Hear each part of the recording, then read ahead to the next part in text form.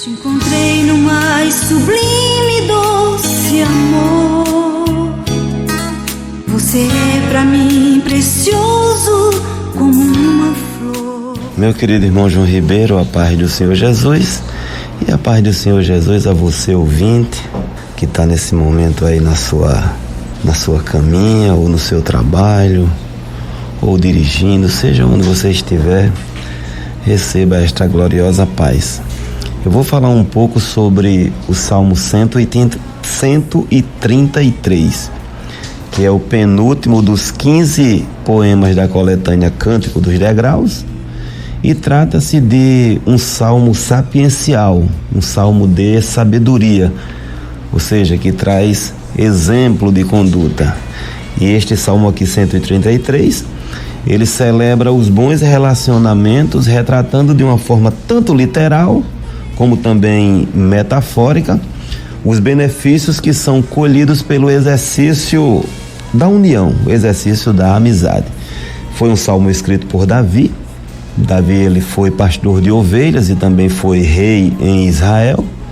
E não se sabe se o salmo foi escrito antes ou durante o período que ele esteve no trono.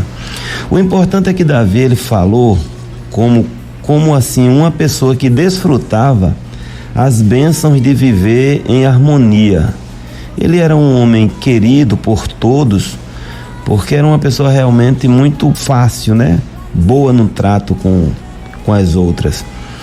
O ódio que Saul sentia por ele é um caso isolado. Era coisa da malignidade do coração de Saul, que tanto invejava Davi como era obcecado pelo poder.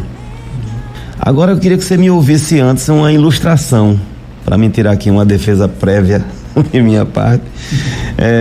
Estava a onça e o macaco próximos à linha do trem, ambos amigos, e a onça distraída, mas segundo o entendimento do macaco. Quando a locomotiva se aproximava, aí o macaco, com aquela cauda grande, onde passava deixava o rastro, irmão João Ribeiro, ele começou a gritar repetidamente: comadre onça, saia da linha do trem, saia da linha, comadre. De repente o trem veio e passou por cima da cauda do macaco. Sim, senhor. Aí nasceu o ditado popular que o macaco não olha para a sua cauda, fica observando. Com essa ilustração eu espero em Deus que eu não cobre de você, com relação à questão da amizade, da unidade, uma união que eu nem de longe viva, que Deus me proteja disso aí.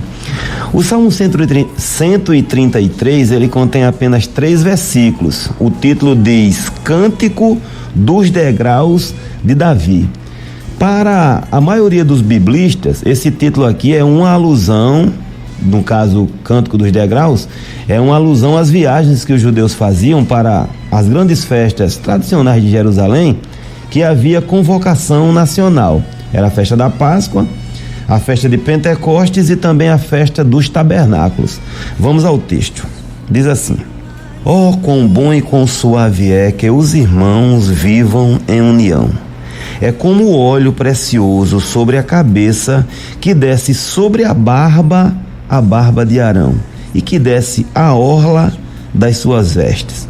Como o orvalho do Hermon, que desce sobre os montes de Sião, porque ali o Senhor ordena a bênção e a vida para sempre.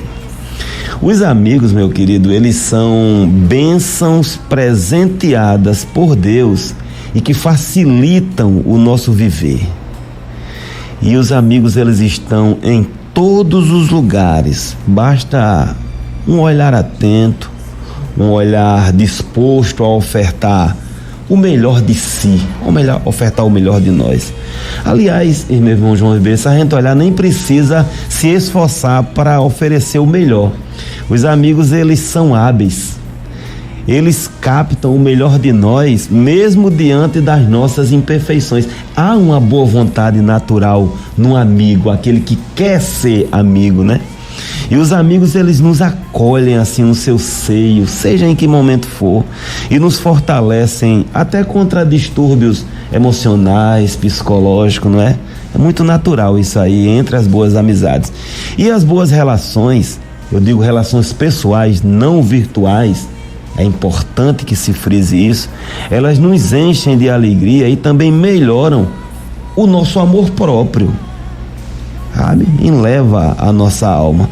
As amizades saudáveis, elas crescem e se fortalecem com o passar do tempo. Daí a importância, repito, de ser amigo. Ser amigo agrega o bem-estar. É mais produtivo ser amigo do que esperar a amizade do outro. Ser amigo é, indiscutivelmente, meu irmão, a forma eficaz de ampliar a nossa cadeia de amizades. Porque ao querer se esforçar em ser amigo, naturalmente flui a lealdade, a cordialidade, sabe? É uma maravilha. Até porque o desleal, ele é logo percebido e ele é descartado do rol de amizade de muitos. E a amizade a gente sabe que tem níveis dela, né? Não, porque amigo é aquele que quando você está doente, nada. Às vezes você está doente e o amigo não quer nem lhe ver para não se chocar com aquilo. E assim vai, e não deixa de ser amigo. E tem amigo, irmão João Ribeiro, que a gente não sabe nem onde mora. E é grande amigo da gente, não é assim? Quando se encontra. Eu diria que a pessoa que tem o hábito de ficar censurando os pontos de rejeição nos outros, essa pessoa só causa a própria frustração e vai minguando, reduzindo o raio de amizades e potenciais amizades também. Davi não tinha esse péssimo costume, graças a Deus. Ouça uma outra ilustração. Você sabe por que o homem, ele envelhece e a língua digo no sentido físico dela, não o que ela pode produzir, sentido físico, a língua não cai, permanece firme lá, enquanto que os dentes que vivem na mesma comunidade, e são muitos, eles caem com o tempo. Você sabe por quê? Porque a língua é flexível, a língua ela é adaptável, a língua é facilitadora. Os dentes, eles são duros, sabe? Eles são irredutíveis. O papel dos dentes é morder. Tu tá entendendo, meu irmão, minha irmã? A nobreza das ações da língua, ela faz toda a comunidade usufruir da sua companhia agradável. Não é assim, irmão Maílson? Essa ilustração, ela fala muito melhor aquele coração que tem experiência com os frutos das boas amizades. Esse coração, quando ouve isso, ele testifica em si. Então, meu irmão, minha irmã, mantenhamos as amizades e construamos mais, tantas quanto a gente puder. Elas são um alento na dor.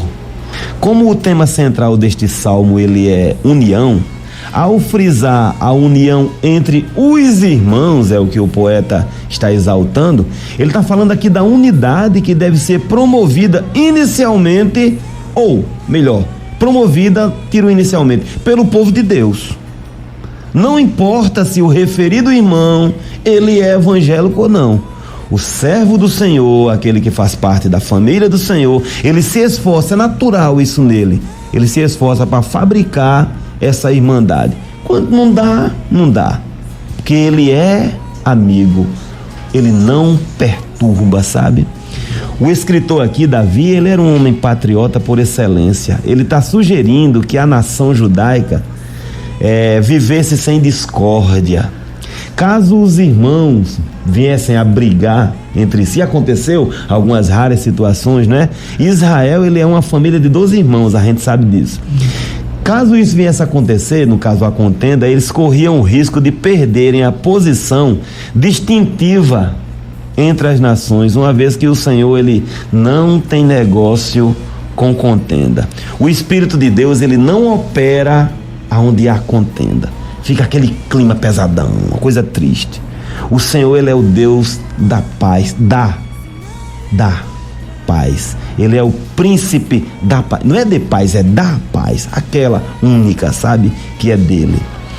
Veja com que o poeta aqui, no caso Davi, ele comparou os efeitos da união. Ele disse assim, ó: é como óleo precioso sobre a cabeça que desce sobre a barba de Arão e desce a orla das suas vestes, como o orvalho de Hermon que desce sobre os montes Sião, porque ali o Senhor ordena a bênção e a vida para sempre. Arão, o sumo sacerdote, foi o primeiro, né? Primeiro sumo sacerdote. Ele era a mais alta personalidade religiosa entre os hebreus. Essa honra que Deus ofertou, no caso a Arão, e oferta para nós, somos sacerdócio santo, conduz a pessoa a abraçar a unidade, a união, como lema de vida. Fazia parte das atribuições do sumo sacerdote produzir unidade por meio da boa vontade. E isso era inerente aos sumos sacerdotes. No período de Jesus o negócio estava meio bagunçado, mas era uma coisa que deveria ser natural a eles. O sumo sacerdote, ele deveria ser o exemplo de unidade entre os irmãos. Repito, somos sacerdócio santo. Não sejamos como o macaco, querendo que a onça ficasse atenta e ele, quem estava lá, desatento. Porque não está faltando unidade, está faltando. Promovamos. Cheguemos e promovamos ela. O precioso óleo da unção, que é mencionado aqui, primeiro é mencionado a barba, né?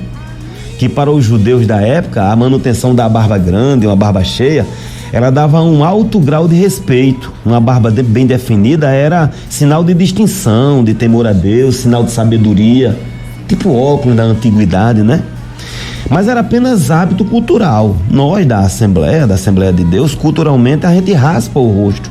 E isso não nos torna nem inferiores nem superiores aos judeus. Nós servimos ao mesmo Deus. E o precioso óleo da unção para o ofício sacerdotal, ele regulamentava e também legalizava esse ofício, destacava o serviço sagrado. O derramamento do óleo na cabeça do sumo sacerdote, tinha um ritual diferenciado, sim senhor, e representava, aleluia, a força maior. Por isso Davi chamou a unção preciosa, representava a graça, a infinita graça, a dádiva do Espírito Santo, representava o amor de Deus, meu irmão, naquela cultura. No encerramento, Davi, ele aproveitou a metáfora da unção com óleo para dizer o porquê de a união ser tão relevante. Ele diz assim, ó: porque ali o Senhor ordena a vida, a bênção, e a vida para sempre. Esse termo vida, eu tive dando uma olhada, ele quer dizer aqui nesse contexto, claro, quer dizer movendo-se e produzindo paz. É uma ação contínua em torno da promoção da paz. Viver é diferente de morrer, que traz a amargura. Se a gente quiser, meu irmão, viver feliz e fazer também pessoas felizes, promovamos vida, promovamos paz. Fazer alguém feliz, e isso de uma forma natural, sem esforço, atrai a própria felicidade. É uma retribuição de Deus, sabe?